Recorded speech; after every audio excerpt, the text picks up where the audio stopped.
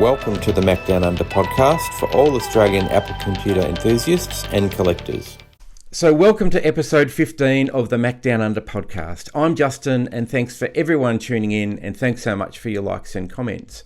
And please keep them coming in. We'd love to hear what you're thinking about, particularly what you'd like us to talk about in future episodes. Special thanks to all those that came down to the technology market last weekend to say hello to Matt and myself. It was a great day, and it was great catching up with everybody that was there. And today, Matt's extraordinarily busy and unavailable. But silver lining, in his place, we have special guest co-host Simon from the Retro Rarez YouTube channel. And I'm sure a lot of our viewers will know Simon from all of the videos, which we're going to get to in a moment. But in the meantime, Simon, welcome. Really pleased to have you on board today. Filling in for Matt, but we were going to get you on in any case, so what a great opportunity. So we'll talk about the channel in a minute, but how are you at the moment? Because we know you've had some turmoil because you haven't put a video up for a little bit, and I'm sure you'll talk to us about that in a minute. And what have you been up to?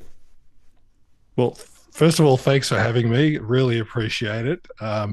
Many people have pointed out to me that I haven't done a video in a while, and I've gone very quiet, and that was largely due to shoulder surgery. I torn my shoulder and ended up in hospital multiple times, so I finally had to get it operated on, and now that's behind me. I'm doing a lot of rehab, so not a lot of heavy lifting large computers out of houses, I have to say, for the foreseeable few months, but definitely I have a massive backlog of videos and things to do, so I'll certainly get to that. So anyway, thank you very much for having me on the podcast. It's great to be here with you. Yeah, it's a pleasure, and I hope the shoulder improves soon, and I'm happy to carry bags if you're going to pick up a large collection. Always love to see those sorts of things. I should ring you and Matt and give you a call and say, hey, I need someone to lift and carry, because we love to see what you're finding. And I guess my last week has been around the display that was out at the technology market. So as I promised last time, I did manage to get my Apple C to last the whole day. It didn't blow up or anything, so it was great. And thanks to Danny for all his advice about how to keep it running, along with a couple of the displays and printers and other things. So that was good, and it was great to get that there. And I landed one of my unicorns at a Japanese auction this week. I managed to get hold of an Apple IIJ Plus, which I've wanted for ages. So now I've just got to get it here. So that will be a bit of a challenge, I suspect. So on to today's episode. So Simon's a retro computer collector with interests in multiple platforms, and has been running the Retro Rarez YouTube channel, that's a bit of a tongue twister for me, since 2023.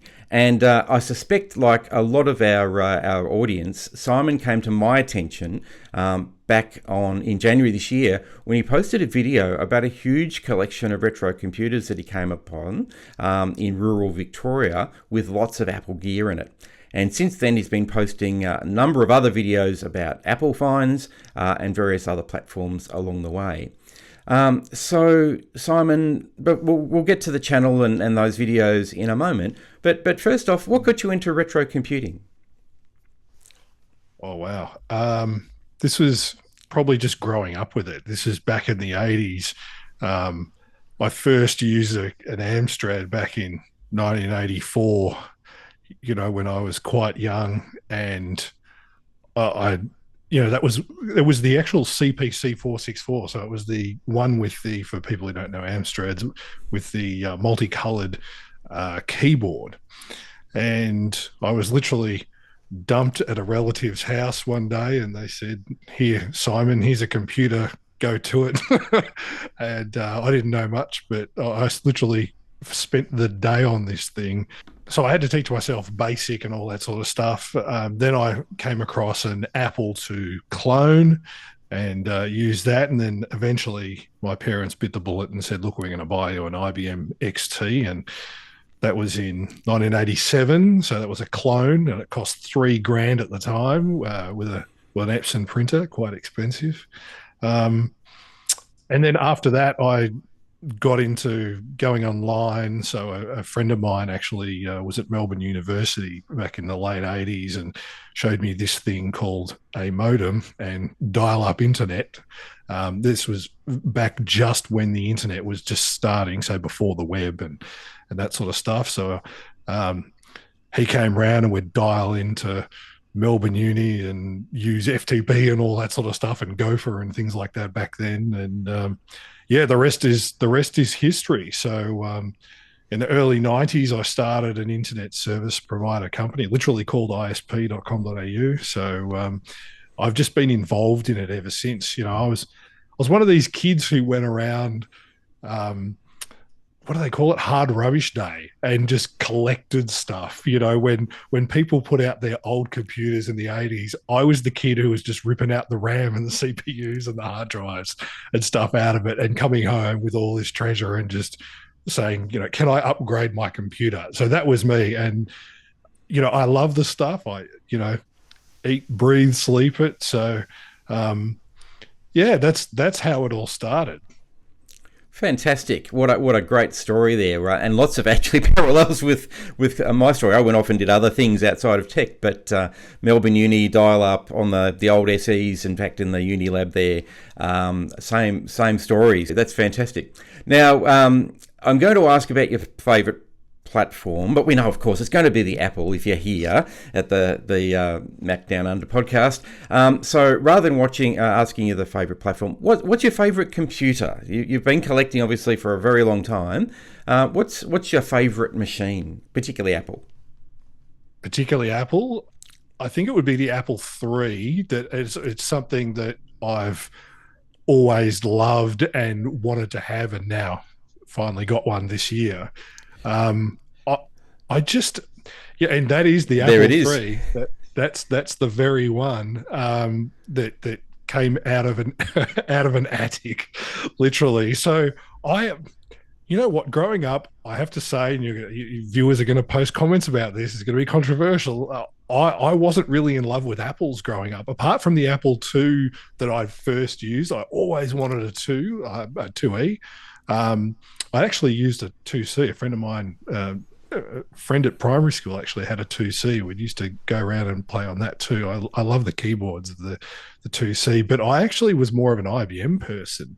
And it was really only, I guess, later on did I get an appreciation for vintage retro Apple stuff of that era. So now I have a massive collection of Apples.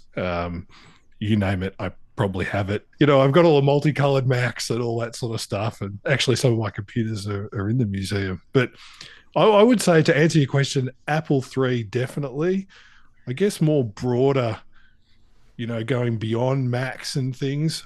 I love pretty much everything. You know, I have Commodore 64s and Amstrads and IBMs. I just love that stuff. You know, there's probably one favorite out of all of them. I like, in terms of Commodore, it might be like an Amiga 500 because I just love the sound and the graphics of that unit, or, you know, the big desktop IBMs, the big clunky machines. I love those as well because it's kind of what I grew up with. We'll have to, if you haven't got one, I suspect you will. We'll have to get you into I've got one. The Apple Network server, yeah, which is actually a rebadged IBM server as well. So they're a wonderful machine. All right. I'm sure many of our viewers have watched your YouTube channel. I'll just pop it up again for reference. You know, I went back and had a bit of a flick before we came on air today, and the ultimate retro game studio that you're in at the moment, and the story behind its genesis and rebirth and Phoenix and rebirth again, by the sounds of things. So obviously you've been doing this since 2003. What was your inspiration for your YouTube channel?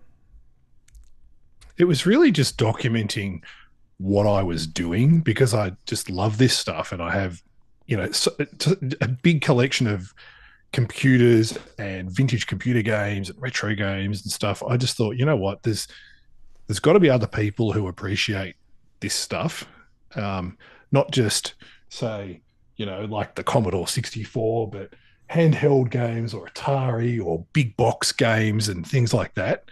So for me, because I was out there and finding this stuff, I thought, why aren't I filming this? Like, people must get equal, enjoyment of going into hoarder houses and things and finding this stuff. And I'd only seen a lot of Americans do it, and it seemed to be really staged, if you know what I mean. It's and really cheesy too. It wasn't really genuine. And I'm like, where are the real people like me who are doing this stuff? And it's not set up, or it doesn't have huge high production values. It's just me with my phone out there recording stuff. And I figure, you know what, if I like it, maybe someone else likes it. So I just thought, you know what, I'm just going to set this up. I'm just going to put some of my collection on display, just the things that I like and the things that I used as a kid. So, it might be things like this little Game and Watch, for example. This was like the parachute that I had growing up as a kid.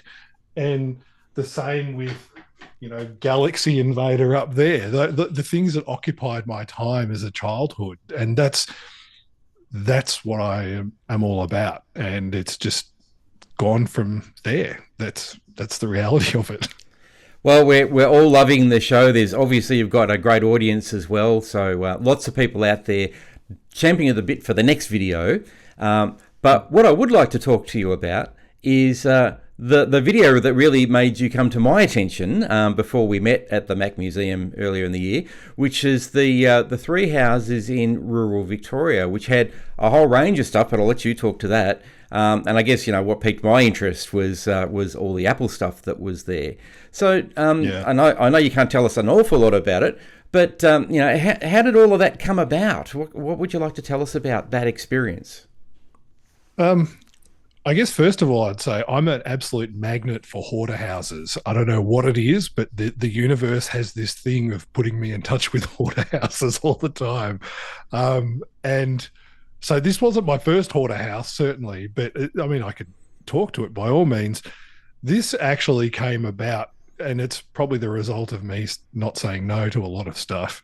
I happened to see a post about it online, about somebody selling some Apple Mac stuff, and I reached out and found that this person, not the owner of the house but somebody else, I eventually went on to meet the owner of the house, and it wasn't just one house, it became two houses, then it was three houses, and then it was more. So I've actually been out there multiple times.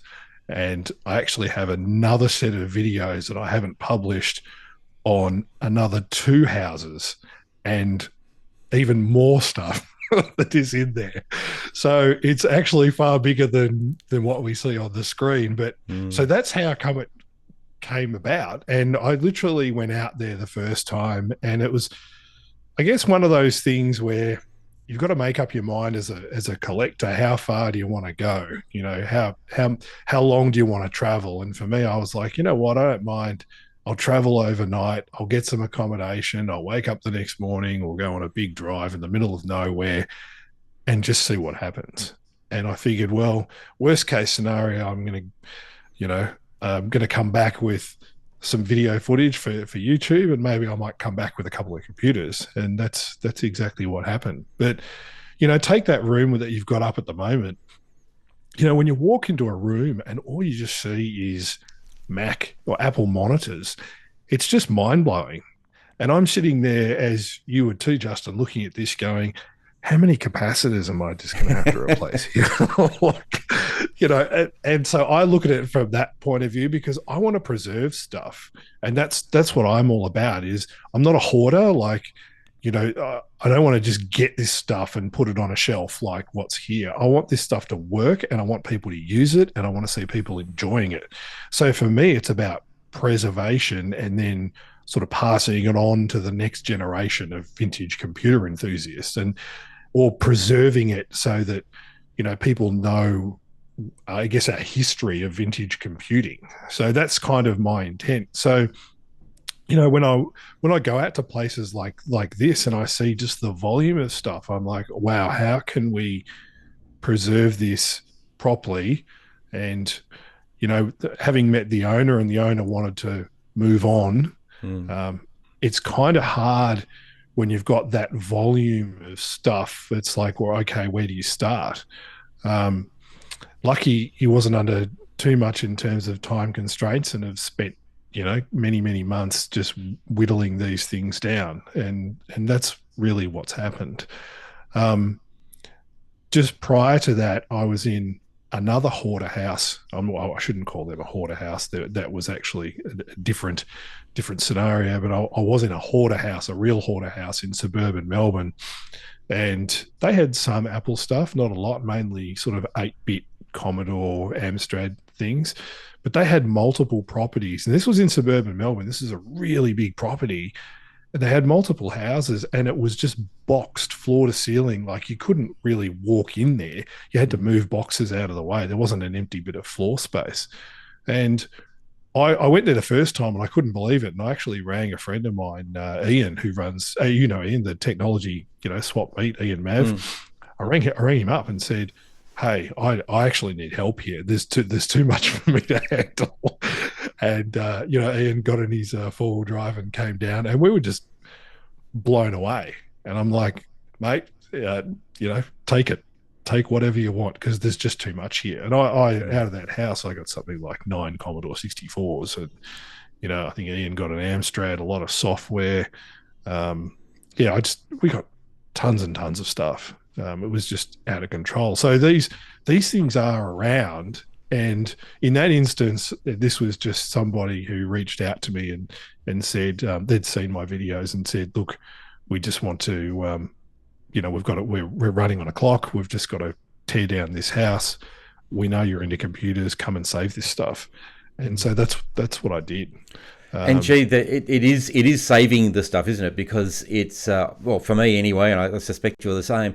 I just think it's a travesty to see this stuff being thrown away, and to a degree, even being recycled. I'd rather it be restored or used as parts to restore another machine that perhaps doesn't need as much, so that people can keep using it. And I know that's Matt's mantra down at the museum as well. Yeah, and in this particular hoarder house, actually, when I first got there on the first day, they had a big skip bin, like the biggest skip bin I've ever seen, like one that was like a story high, and they had an excavator, and they were just dumping stuff from the excavator into the skip bin. And I was like, how many days have you been doing this for? I'm like, can you just stop? Because how much stuff have you already thrown out? And before calling me, I was in shock. And they're like, no, you've basically got to go in there and get whatever you can. And I thought, oh my God, okay. So some of the things that I took out were, say, boxed Super Nintendos, boxed Intellivisions. Some of the Intellivision games that were in boxes had been water damaged they were beyond moldy. So I ended up throwing out the moldy boxes and keeping the cartridge games. In my storage, I'm a bit of an expert on water and mold and all that sort of stuff, having the studio flooded out many times. So I have ultraviolet C disinfectors in there that kill mold and mycotoxins and bacteria and stuff like that. So I know I could preserve them and do them properly. This is not the stuff you just want to spray isopropyl alcohol on and pretend that it's all going to be okay, because it's going to compromise your collection. So for me, it's about restoring them, cleaning them, and then putting them back. And the Commodore 64s I mentioned, all of those have been repaired. I picked the last one up from Dave Merton. Shout out to you, who did a repair on my very last one and gave it back to me last Sunday. So there you go. So they've all been saved, and the same with all the Apple stuff. So what with all of this, and we'll talk more about some of the other experiences you've had too, but what's your key takeaway from those experiences? And perhaps, we're just talking about the one from Eastern Victoria, but You've been through this a number of times by the sounds of it. What's your key takeaway message to people? Well, I guess in terms of collectors, for people who say, oh, this stuff's not out there or it's increasingly hard to find, it is still out there. People do still hoard stuff. Just last weekend on Sunday, just actually after seeing you last, I went to another country town and was invited up there and went through a deceased estate and found a whole heap of boxed Apple, boxes, Apple IIe, disk drives, games, everything. And these things still happen. I guess my biggest takeaway, and I want to say biggest pet peeve, I don't want to sound like another podcast, grumpy podcast, which I won't name.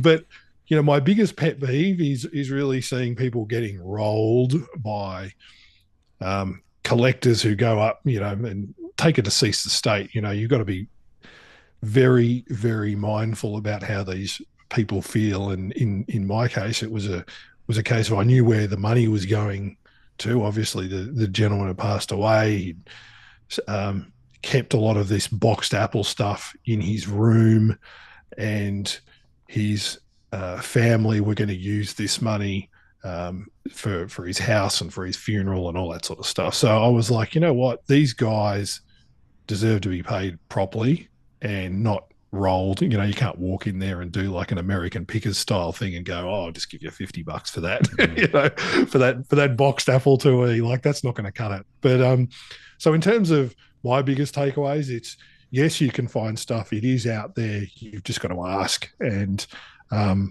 to be respectful when you go into these environments and pay people what they're worth. And yes, some people, I understand that there's resellers who will say, well, I've got to make a certain amount of money because I'm going to flip them, and that's fine.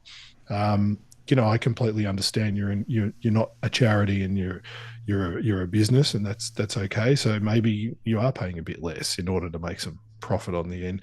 But equally, there are people like me who, don't mind paying a bit more because they're going to preserve them. Like, take this Macintosh, Wolfenstein 3D, that's in a PVC box, just like its counterpart there.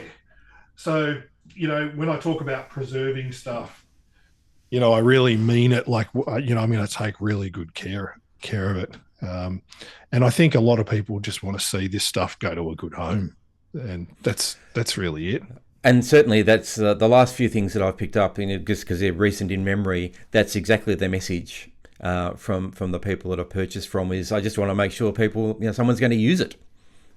Yeah. Yep. Absolutely. And I think I had the philosophy of, we're just custodians of this stuff.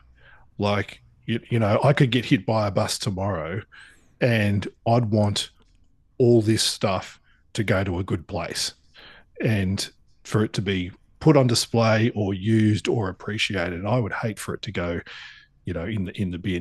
So Simon, you've posted a lot of videos about other finds, not just the one in rural Victoria. Well, they're all rural Victoria, I suspect, but the one with the multiple houses. And I've got a couple of them that I've attached to the Macdownunder YouTube channel as other favourite playlists. So there's a bit of a list on the screen then. They just seem to keep coming up. What's been the most interesting find along the way for you? I guess the most interesting one would be the finds in the attic, where somebody back in the 80s had put garbage bags, literally, around boxed Apple products and put it in their attic. Perfect preservation, you would think. Yeah. And it was for the actual items. The only problem is, by the time I got there, they'd thrown out the boxes, and they thought that the boxes weren't worth anything. And so they were in the process of throwing out the computers, and they had them on their lawn. And then somebody mentioned that, hey, Apple computers might be worth something. And so by the time I got there, they said, oh, by the way, we've had all these cardboard boxes. We didn't think you'd want them. And I'm like, what do you mean? and I'm like, where are these boxes? And they, we just put them into hard rubbish and like recycling, and they're gone. And I'm like, I'm going to the recycling bin. They're like, no, they picked them up. They're gone. All of them. And I was like, oh my God, that would have been like the find of the century. But, you know, coming Particularly out if of they, that, particularly if they put them in bags and actually had protected the boxes as well. That's yeah, I amazing. know. And even the computers, every single computer coming out of that, and I kid you not, and I'm not just saying this, and I had a friend of mine, Danny, have a look at some of these computers. Actually, he's looked at a lot of them. We can't believe the condition that they're in. Like in terms of mint condition, like dust free. These things are absolutely amazing. So they've been in like this time capsule. Mm. So I still have all of them out of this place. We'll get around to repairing them. I've tested them out, and I've got a video coming out on that too. So it's, you know, that to me is, that's like a grail. And then, you know, as I was leaving, and I've never disclosed this to anyone. I do have another video coming out on it, but I'll give you a little exclusive on this. Just as I was leaving, I happened to mention, I said, look, was there anything else that you found in the attic? And they said, you know, come to think of it, there was this bag, and we threw the bag out, but the bag was in the rubbish bin. We haven't, you know, the hard rubbish, the recycling had been collected, but not the actual red bin. And I was like, we're getting the bag out of the bin. So we got the bag out of the bin, and in it were all this, I want to say, Apple letters, Apple product brochures, you name it. So I literally tipped the contents of this bag into another bag, and I took that home. And I have yet to go through it. So there will be another video of me going through some of this stuff. And because it's so historically significant, you know, to go back and find out where all this stuff came from. So this is what I love doing. So for me, this wasn't just an ordinary, oh, you found a couple of, you know, Macs or an Apple IIe in an attic somewhere. This is like, no, you found like, you know, I don't know, 9 Apple IIs, a whole bunch of Macs, you know, an Apple III, disk drives, software, everything. It's just not a couple of things. And this just doesn't happen, right? So, Well, apparently it does. yeah, that's it. That's it. So like I'm just lucky I get to document this stuff. So, because if I didn't document it, no one would believe me. And there's a kind of a line between, I want to say, the American style of kind of, I don't know, resellers who sort of, they wear like a secret camera and they film inside things. And I'm not like that. I just think that's that's not cool. And this opens you up to all sorts of privacy things. For me, it's like, you know, I'll ask for permission off someone, somebody, if I can film, and 9 times out of 10, they'll say no. And that's completely cool with me. So the photos that I use in my footage, like the ones in the thumbnails and everything, you know, have been put there with the consent of the owners. And because it's often hard, given deceased estates or people moving houses, you don't want to intrude on them. So, you know, just for me, the experience is everything. So that's really it. And, you know, having just done the same thing on the weekend with more boxes, you know, and I guess the non-sexy stuff is really cleaning and just your time commitments to process and go through it. And that's a lot. That's what people don't see on the other side of the videos, aside from the editing. They don't see that, you know, it takes you time, it takes days out of your life, not just in editing, but travel and all that sort of stuff. So a lot of effort goes into this. This is not just like you wake up one day and you film it on your phone and it's all done. So it's a lot of time and effort, but I love what I do. I love it. That's what makes me happy. And that definitely comes through in your videos, and it's definitely coming through in our chat today as well.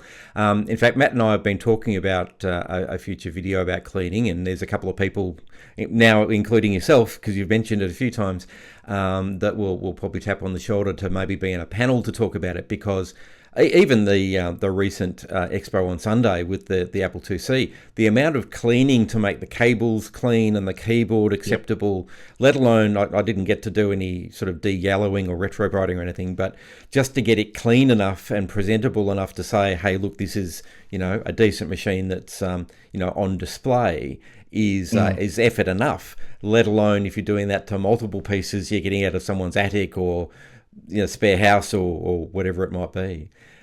So I think you might have. Have you got any examples of some of the things you found for your Apple III? Oh yeah. I've the Apple III. Ever since I got it, I've been on the lookout for stuff, and I've got a whole heap of cool things for it. And I've got some stuff that has just arrived, but I haven't got it out of the box yet. But one thing I do have, which is really, really cool, is this employee keyring for the Apple III. Yeah. And it came from a collector in the US. And as soon as I saw it, I was like, man, I've got to have this. Like, where am I going to find another like original Apple III keyring? It's just not going to happen. Fantastic. And I've also just got into, I want to say, when I got the Apple III, it didn't come with, any sort of software or anything. It was just like, there's an Apple III in the attic. Don't know anything else about it. So I was like, okay, I'm going to need some software for it. And there's very few people, as you know, firsthand, that have this stuff. So I've always been on the lookout for it. So when I found this sort of discware, I thought I'm going to have to get this. But the interesting thing about this, and I'm just learning about it, so I know nothing about Apple III stuff, is I don't know if you can make this out, but there's like this one here is red and this one here is orange. And you can see these slight imperfections. And the other thing I noticed on this was the copyright symbol in terms of printing is down here. You could probably just make that out with my finger. Finger is. Whereas the other one is slightly higher. So there's all these little variants, even back in the day of Apple III stuff. Now, this didn't come with original discs, unfortunately, but on the back here, you can see even, one's got like a little model number and the other one doesn't, although they are the same year of 1980. So, yeah, it's just really interesting to see Apple just kind of doing stuff on the fly, I guess. That reminds me very much about the episode that Matt and I did early on in the channel. Not that we've been going that long, but about down the rabbit hole and how far do you go with the variations. And as you and others might know, I've done that with Apple mice to a degree, and I'm about in the middle of doing that with keyboards. And it's a matter of, how far do you go? Because there's so much you can collect, and that's a fantastic example of some of the variation. And I just want to say I really liked the Apple mice video that you guys did. For me, I didn't know any of that. I'm just like looking at my collection of Apple mice going, maybe I should look at this or maybe I shouldn't. and as you might remember from the commentary, it was really putting it together and doing a little bit of research to find out, there's these other variations. And I went out into my collection. They're already there. There was a couple that I did have to buy in and people gave me as well, which was lovely. But the majority of them were actually already in the collection. So I suspect, if you've got a big collection, chances are you'll have the majority of them there as well. So as you mentioned earlier, you're recovering from an injury, and, we really hope you recover soon. And again, I'm there to carry the bags for you. But what's in store for your YouTube channel now that you've got a bit of time on your hands? Any teasers about what might be coming out on the channel soon? I'll give you one really big teaser. I've picked up a large number of Apple dealer-related products, memorabilia and stuff from the 70s, late 70s and early 80s. So some of that's here already. Some of it's on its way here. I will do a video in the coming weeks about that, because I'm all about like very rare items that you're just not going to see, and being able to preserve that. And some of it will definitely make its way onto the shelves behind me as display pieces. Other stuff might go up for sale at some point, but there is a lot of Apple stuff that is passing through, both dealer and just other stuff that I've rescued. So that's what's coming up in terms of Apple things. Some catalogs, some promos, some ads, yeah, lots and lots of Apple stuff. Fantastic. Well, I think we're all looking forward to seeing that as it comes out, and we hope it comes out soon. But again, we understand that it all takes time. So have you checked out Simon's channel? Which of his videos is your favourite? What would you like Simon to make a video about from what you've heard about today, or what you can imagine he has in his collection? Let us know down in the comments. We'd love to hear from you. And of course, in terms of the Macdownunder podcast, if you've got any thoughts and ideas for future episodes, we're always interested in hearing from you. So recent news, there hasn't been a huge amount of Australian-based Apple collecting or computer collecting news that I'm aware of. What I did notice just this morning is that today, apparently, is the 50th anniversary of the 6502 processor being released. So even pre-Apple, because it was 1975. So that's the one bit of news, international news, that probably worth sharing today. So we might move on to coming events. So similar list to last week's. The first event that we have on our list is a bit of a teaser from the Australian Computer Museum Society, particularly the West Australian branch, who are working with the Technology Museum of WA on a workshop of some kind, and they've suggested to keep the 18th of October in your diary free, particularly if you're in WA. So I don't know much more about that, but stay tuned, and if we get any more info, we will let you know. The next one up is the Reconnect 2025 in Melbourne, and again we spoke about this in length last week.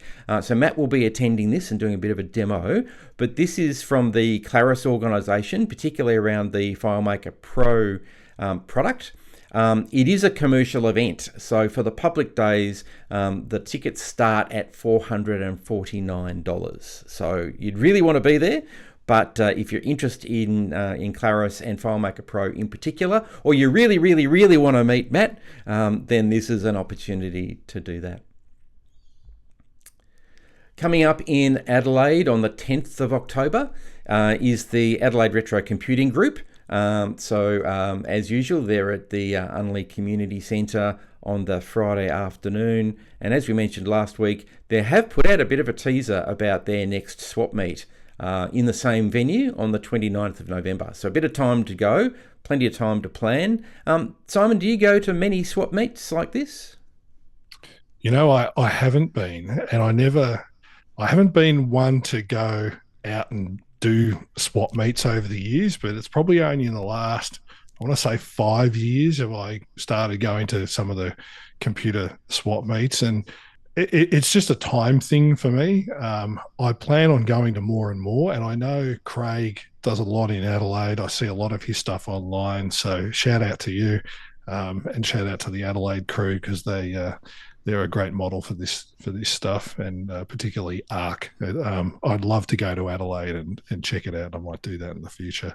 I did go to the Ian's and technology swap meet the other Sunday, and I thought that was great. And certainly your exhibit was really, really good. So if anyone hasn't gone to those and seen Justin's exhibit, go and do that. You're missing out. Well, timely, because in fact the very next ad I had was for the next technology swap meet. Now, I'm not sure that these are in fact going to be retro computer displays as well, so stay tuned for that. But the next dates are the 5th of October in Reservoir and the 12th of October in Keysborough. But thank you very much. I was really pleased with the exhibit, and certainly got lots of people coming to have a look, which was great, and being able to show off, as you say, and share some of the history of the Apple IIc in this particular case. So yes, next technology market, 5th of October in Reservoir. We haven't got Matt here to talk to it this time, but the Mac Museum has their next open day on the 4th of October. So that's coming up again in a few weeks' time. I'll certainly be trying to be there, as I have been so far, I think, most of this year. And often Simon gets there as well, Danny and a whole crew of people, Nick and others. Look forward to seeing you all there. I'm actually going to make an effort to go to that one. I didn't go to the last one. I was at the one before then, but definitely worth a visit if you haven't already. Matt has a massive museum, as most of you know, but if you haven't got down there, you're missing out big time. A lot of effort has gone into that place, and it's exactly the sort of thing Melbourne needs. Absolutely. And again, just promoting, we talked about it again last week, but the tribute to OS 10 is a short-term exhibit. It will be there for the October one, and it really was fascinating to see the evolution of OS 10 from its origins with the public beta. So get down and have a look. The next one, also on the 4th of October, but this one's up in Bendigo, is the Retro Gaming Bendigo meeting. Again, they're asking you to bring along a console, handheld computer or collection. So that means if you're an Apple gamer, bring your Apple game with you and probably the platform to run it on. Maybe even a Bandai Pippin designed by Apple. I'll get there one day when I can get leave from the Mac Museum. You've got plenty of handholds. Simon, have you ever been to this one? Maybe on the future? I haven't. I was thinking of going, actually. Bendigo seems to be a little bit of a hotspot for vintage stuff. So I was seriously thinking of driving up there, and I have a big incentive to go there now. I do have a lot of handheld games. I love them. I grew up on them, as you can see. Probably my favorite one ever, if I can indulge you for a minute, would be, if I can reach it and not break it, Mario's Cement Factory. Oh, very cool. That is, yeah, that's a big one. But that came out of a hoarder house, literally in that condition. Wow, that's fantastic. So these things are out there. Well, that is absolutely an example, but just looking at the picture here from the Retro Gaming Group, that is definitely something that would fit in right alongside everything else that they're doing. Also coming up on the 27th of September is WasFest number 41 in New South Wales. Now, remembering that this is in a private home in Sydney, so make contact with the organisers and they will give you the details. So on to today's for sale section. And again, I've gone through, I think, Marketplace primarily in the last couple of days to look for any Apple retro finds that are under $100. Now, there seems to be something in the background there, Simon, that looks very familiar. Is that a Macintosh family hardware reference guide that we might have had on the show before? That is. That was the one that was mentioned in a previous podcast. And, fantastic. Now I'm the proud owner, so thank you very much for mentioning it on the show. Keeping it all in the family, yes, fantastic. Yeah, and it is a great book. I didn't realize how thick this thing is. Like it's huge, and there's a lot of technical stuff in there, particularly about the SE. So I'm really happy. So thank you. Great, it was a great pickup. It's going to sit right next to my Apple Power CD player. Fantastic. And the Apple design speakers in black to match. Yeah. That's it. Very good. So on to our the first find for this week is the Apple Power Macintosh 7600, reduced from $150 to $80. So it squeezes into my $100 budget. This one is untested, so probably a bit of a risk there, and the hard drive is missing from when it was decommissioned. But nevertheless, difficult to find things that are retro on a budget, I'm finding more and more. And I've had that conversation with Matt before that we might have to start moving into the Intel stuff because that is cheap at the moment. But if you want a power PC, then the 7600 is here. I suspect you've got one or many of these in your collection. They are the sorts of things that come in bulk, I find. They are. I've only got one. It's not something that I sort of gravitate to, if you know what I mean. I love the 2Es, the 2Cs, the colourful Macs, that sort of stuff. Quadra. Actually, my Quadra is in the Mac Museum, so you can go and see that. But yeah, they're okay. They're all right. Next up is a PowerBook 170 with no battery from New South Wales. Just coming in at the $100 mark. And the thing that caught my attention was that the screen's clearly working and it's posting. So it clearly needs an operating system installed because it would look like there isn't one. But the screen is working. There is a little bit I see of debris sort of rubbed off on the wrist rest, but I think that's just the rubber from the screen. So you could easily clean that up, put a battery in it, load an operating system, and away you would go. PowerBook 170 for $100. Not a bad price these days. Do you think that's cheap for a PowerBook? I just picked up a 190 CS on the weekend. They're cute, those little old school PowerBooks, I think. They are, and they are getting more expensive. Whether that's right or not, I'm not sure. It's probably just because they're rarer these days. So next one up is two 23-inch Apple Cinema displays. I think it's $50 each, but even then, the fact that these ones come with the power supply, so you can see one clearly in the photo there, and I'm pretty sure the cables and the power plug in particular on the left of that photo will be another power supply for the other one. So a lot of the times these get sold without power supplies, and then you've got to go and find one, which is quite difficult. So I thought this was pretty reasonable, $50 in South Australia. Yeah, I'm with you on the cable nightmare. The amount of times I've seen these things not being sold with cables is ridiculous, and then you've got to go out and find them, and then it costs you another $50 because someone wants $50 for a cable. So it's if you can get them, buy it. I think that's cheap. That's really cheap.